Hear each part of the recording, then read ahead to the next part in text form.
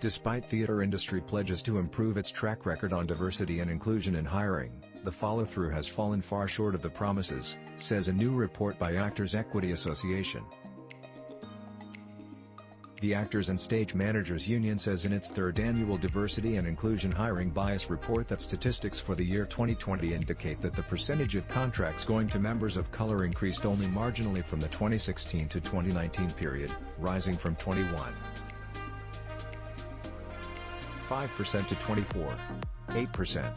The union's members of color nationally earned an average of 91.8% of what white members made per week. We are disappointed by the realities of the data. While there was some incremental progress here and there in 2020, the theater fell far short of fulfilling its promises of diverse and inclusive hiring, said Kate Shindle, president of Equity, in a statement.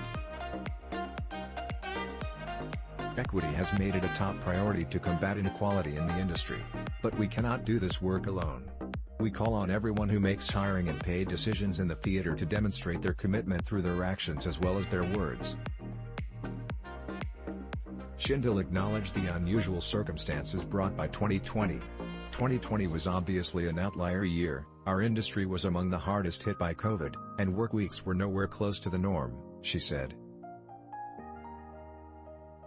But 2020 was also the year in which theatrical leaders across the country loudly and collectively promised to do better, so we felt it was important to continue our work tracking hiring bias.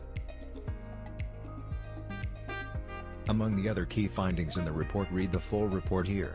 Bliss Griffin, Equity's diversity and inclusion strategist, said the union has been tracking the hiring data since 2013 and sees only marginal improvement. The stakes for this industry are higher than ever, Griffin said, but the response to this crisis remains far too slow. The single-year study follows two previous, multi-year equity reports that surveyed the years 2013 to 2015 and 2016 to 2019. The union, which represents more than 51,000 professional actors and stage managers, wrote in a summary release announcing the results. While 2020 was a year of historically low theater employment, there is still data accounting for thousands of union actor and stage manager jobs. Upon examining this data, Equity staff found that, once more, there are gaps nationwide in the theater industry when it comes to both job opportunity and pay.